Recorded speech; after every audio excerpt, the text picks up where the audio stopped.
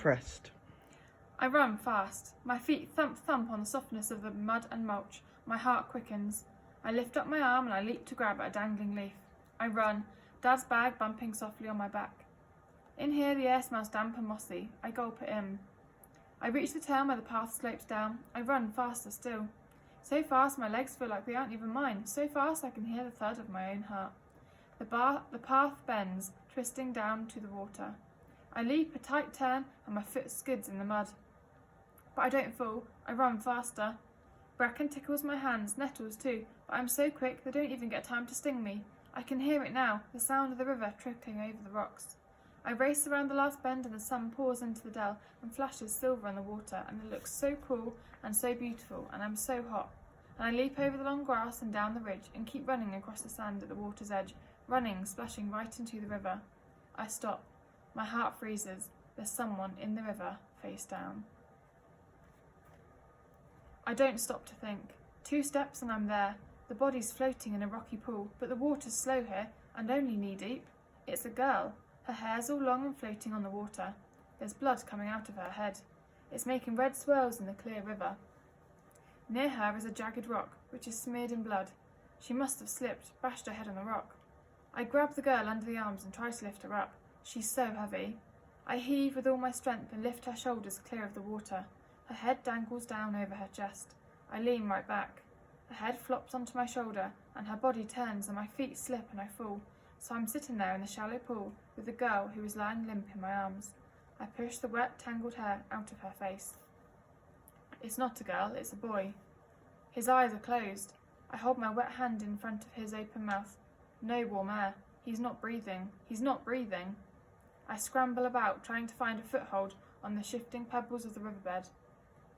I grip the wild-haired boy under his arms, and I lean and I stumble and I slip as I drag him backwards out of the water. At last we reach the gravelly sand of the beach.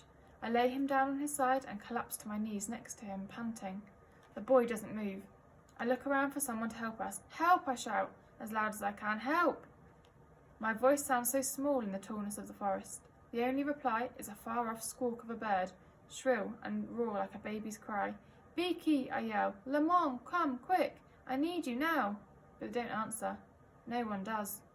The boy's lips are blue. I touch his wrist and I don't know if it's true or if it's just what I want to believe, but I feel the tiniest flicker of his pulse. He's alive. At least I think he's alive. Help! I yell, so loud my throat hurts. Where is everyone? There's always people running round the trim trail and little kids splashing about. Why is there no one to be seen at all? The one time when it really matters. Help! I shout again. Lamont, Beaky, help me! But they don't answer. If Lamont was here, he'd know what to do. He actually knows how to do resuscitation from when the lady from the St. John's ambulance came in to teach us life-saving. Beaky and me got the giggles when we had to give the plastic dummy the kiss of life and Mr. Pascoe sent us out. Why didn't I stop messing around and listen? I tap the boy's cheek. Wake up, I say desperately, please. That bird squawks again. Wake up! I grab his shoulder and I shake him hard. Wake up! I shout. The boy's eyes flicker open and look straight into mine. His eyes are so dark I see myself reflected there. Then he rolls over and coughs so hard that water comes spurting up. He gasps in air, but that only makes him cough even more. He drags himself onto all fours and coughs and retches and spits until it all comes out. His head hangs limply between his arms, his long dark hair brushes the ground, and the blood from the cut on his head drips steadily onto the sand. I hear him breathe shallow, rattling breaths. I see his ribs moving beneath his sandy skin as if breathing is really hard work. For the first time, I look at the boy properly. He's wearing animal skins on his bottom half and his top half is bare.